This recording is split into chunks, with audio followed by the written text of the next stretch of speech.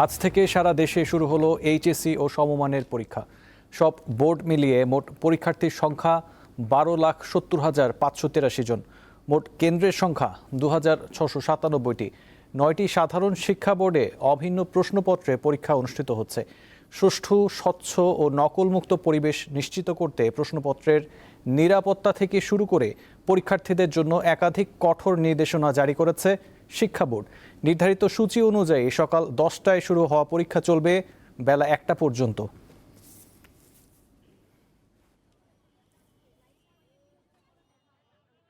প্রথম দিন সবাই একটু আগে বেরিয়ে আসছে এবং সবাই ভালোভাবে এসে পৌঁছেছে।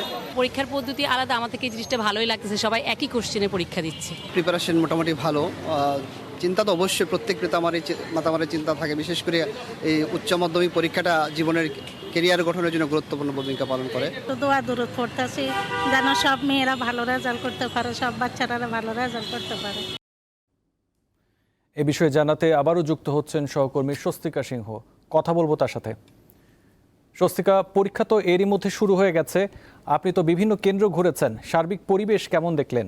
মোজো বিরাট কারবার। মোজো 1 লিটার ও 2 লিটার কিনে তুমিও জিতে নিতে পারো ফ্যামিলি কার, স্পোর্টস বাইক, টিভি, আইফোন ছাড়াও থাকছে লক্ষ লক্ষ নিশ্চিত গিফট।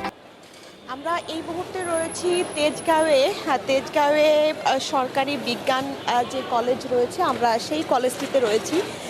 ঠিক এর আগে আমরা ছিলাম ভিকারুননিসা কলেজে, আমরা গিয়েছি মতিঝিল আইডিয়ালে, এবং প্রত্যেকটি কেন্দ্রের বাইরের যে নিরাপত্তা, আইন শৃঙ্খলা বাহিনী সহ যে নিরাপত্তা রাখা হয়েছে সেটি খুব সুন্দরভাবে সবাই পালন করছে। এর পাশাপাশি প্রতিটি কেন্দ্রের সামনেই কিন্তু যারা অভিভাবকরা রয়েছে তারা অপেক্ষারত রয়েছে, এবং পরীক্ষা শুরু হওয়ার পরপরই কিন্তু আইন শৃঙ্খলা বাহিনীর দ্বারা সেই যে কেন্দ্রে পরীক্ষা হচ্ছে সেই কেন্দ্রের সামনে যাতে কোনো যানজট না হয় সেই বিষয়টিকে খেয়াল রাখা হচ্ছে। এবং ঠিক পরীক্ষার্থীদের সুবিধার্থে এবং অভিভাবকদের সুবিধার্থে যত পদক্ষেপ নেওয়া যায় আইন শৃঙ্খলা বাহিনীর পক্ষ থেকে কিন্তু সেই সকল পদক্ষেপগুলোই নেওয়া হচ্ছে।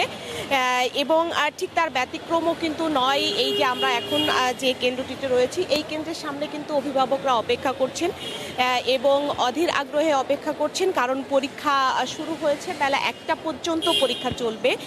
যে পরীক্ষায় কিন্তু অংশ নিয়েছে প্রায় 12 লাখেরও বেশি শিক্ষার্থী, এবং এবার সারা বাংলাদেশে বলতে 9টি শিক্ষা বোর্ডের অধীনে একই কিন্তু পরীক্ষা হচ্ছে, যে বিষয়টিকে কিন্তু অভিভাবকরা সাধুবাদ জানিয়েছে। আমরা অনেকের সাথে কথা বলেছি, তারা কিন্তু বলছেন যে এই অভিন্ন প্রশ্নে যে পরীক্ষা হওয়া এবং পূর্ণাঙ্গ সিলেবাসে পরীক্ষা হওয়া, এই বিষয়টি আসলে তাদের যারা সন্তানরা রয়েছে তাদের সন্তানদের জন্য অনেক ভালো হবে। এই বিষয়টি যেমন দেখছেন ঠিক সেরকম কেন্দ্রের বাইরের যে নিরাপত্তা, সেই কেন্দ্রের বাইরের যে নিরাপত্তা, সেই নিরাপত্তার বিষয়টিকেও কিন্তু তারা স্বাগত জানিয়েছেন। এবং কিছু সময় পরই হয় পরীক্ষা শেষ হবে বেলা 1টায়। সেই পরীক্ষা শেষ হলে আমরা পরের সংবাদে জানাতে পারবো যে বাংলা প্রথম পত্র পরীক্ষা শিক্ষার্থীদের কেমন হলো। ছিলেন স্বস্তিকা সিংহ।